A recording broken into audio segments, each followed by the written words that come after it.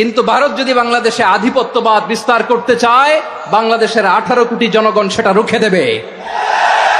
ভারত যদি গৌর গোবিন্দের ভূমিকায় নামতে চায়, দেশের 18 কোটি মুসলমান শাহজালালের ভূমিকায় নামবে।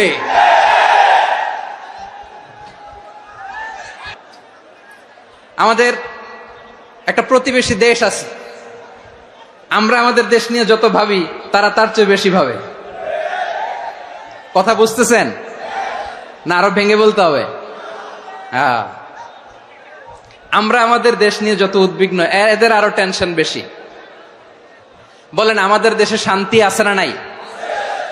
আমরা হিন্দু মুসলিমে কখনো দাঙ্গা লাগে? আসতে বলেন, কেন লাগে? ওদের পূজা পার্বণে আমাদের মাদ্রাসার ছেলেরা যে পাহারা দেয়, চিল্লায় বলেন ঠিক কিনা? আমাদের তাফসির মাহফিলের সময় ওরা ডিস্টার্ব করেন, ঢোল বাজায় না। ওদের পূজা পার্বণের সময় আমাদের তাফসির মাহফিলের ডেট হলে আমরা চেঞ্জ করে দেই। সুবহানাল্লাহ, কি সাম্প্রদায়িক সম্প্রীতির রোল মডেল। আর ওই বাংলাদেশের ব্যাপারে তারা অনেক ডিসইনফরমেশন ছড়াচ্ছিল। ভারতের অনেকগুলো গণমাধ্যম, আমি জেনারেলাইজ করব না, আমাদের প্রতিবেশী দেশের সব গণমাধ্যমকে আমি দোষ দিতে চাই না, অনেকগুলো গণমাধ্যম তারা ডিসইনফরমেশন শেয়ার করেছে। ডিসইনফরমেশন আর মিস ইনফরমেশনের পার্থক্য আছে। মিস ইনফরমেশন না জেনে ভুল বুঝে একটা মিথ্যা বা ভুল তথ্য ছড়িয়ে দেয়া, এটার ক্ষমা আছে, এটার কি আছে? আর ডিসইনফরমেশন মানে ইচ্ছা করে, প্ল্যান করে, ম্যাপ করে, ছক এঁকে মিথ্যা, গুজব, রটনা সোশ্যাল মিডিয়ায় ছড়ানো, এটার ক্ষমা আছে? আওয়াজ করে বলেন, ক্ষমা আছে? ভারতের কিছু গণমাধ্যম তাই করেছে। আমরা ব্যথিত হয়েছি, আমাদের হৃদয়ে রক্তক্ষরণ হয়েছে।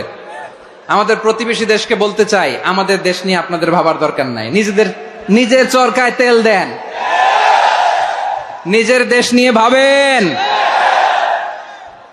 গত মাসের ভয়েস অফ আমেরিকার রিপোর্ট, বাংলাদেশে সংখ্যালঘু জনগোষ্ঠী আগের চেয়ে বেশি নিরাপত্তা পাচ্ছে। Report voice of America, Muslim report নাকি? মুসলিম জরিপ, ভয়েস অফ আমেরিকা। কথা বুঝে নাই বোধহয়। ভয়েস অফ আমেরিকা কি আমাদের রিপোর্ট? না, ভয়েস অফ আমেরিকার জরিপ, বাংলাদেশের সংখ্যালঘু জনগোষ্ঠী আগের চেয়ে ভালো নিরাপত্তা পাচ্ছে। শুধু এখানেই শেষ না, মাইক্রোসফটের একটা জরিপ শোনায় আপনাদেরকে। তারা সারা পৃথিবীতে গুজব, ভুয়া আর মিথ্যা নিউজ ছড়ানোতে কোন দেশ সেরা একটা রিপোর্ট করেছে। এর মধ্যে 1 নম্বরে এসেছে ভারতের নাম। মাইক্রোসফট তো মুসলমানরা চালায় না? কথা বোঝে নাই বোধহয়। প্রতিবেশী দেশকে বলবো, আপনারা নিজের চরকায় তেল দেন, আপনারাও শান্তিতে থাকেন, আমাদেরকেও শান্তিতে থাকতে দেন।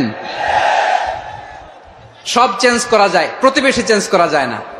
আমাদের ল্যান্ড তাদের ল্যান্ড, পাশাপাশি। আমরা চাই তারাও সুখে থাক, আমরাও সুখে থাকি, ঠিক কিনা? কিন্তু প্রতিবেশী হলে বন্ধুত্বপূর্ণ আচরণ করতে হয়। প্রতিবেশী যদি বন্ধু না হয়ে প্রভু হতে চায়, এরকম দানব প্রতিবেশী কেউ চায় না। ভারত যদি বন্ধুত্ব উপহার দেয়, আমরাও বন্ধুত্ব দিব, কি বলেন? তারা যদি বন্ধুসুলভ আচরণ করে, আমরাও বন্ধুত্ব উপহার দেব। কারণ আমাদের পররাষ্ট্র নীতি হচ্ছে সবার সাথে বন্ধুত্ব, কারোর সাথে বৈরিতা নয়। আলহামদুলিল্লাহ বলেন, কত চমৎকার পলিসি আমাদের। আমরা নির্বিবাদী, আমরা বাংলাদেশিরা শান্তিকামী, we are proud of that. এজন্য আমরা গর্ববোধ করি। আমাদের পররাষ্ট্র নীতি সবার সাথে বন্ধুত্ব, কারোর সাথে শত্রুতা নয়। তাই প্রতিবেশী দেশকে বলবো, আমার ভাইয়েরা, আপনারাও আমাদের ভাই, বন্ধুত্ব দিলে বন্ধুত্ব পাবেন। বন্ধুত্ব ইজ ওয়েলকাম, দাদাগিরি নয়। বন্ধুত্ব ওয়েলকাম, দাদাগিরি নয়, লাউড এন্ড ক্লিয়ার। ভারত যদি বন্ধুত্ব দেখায়, বন্ধুত্ব পাবে। কিন্তু ভারত যদি বাংলাদেশে আধিপত্যবাদ বিস্তার করতে চায়, বাংলাদেশের 18 কোটি জনগণ সেটা রুখে দেবে। ভারত যদি গৌর গোবিন্দের ভূমিকায় নামতে চায়, দেশের 18 কোটি মুসলমান শাহজালালের ভূমিকায় নামবে।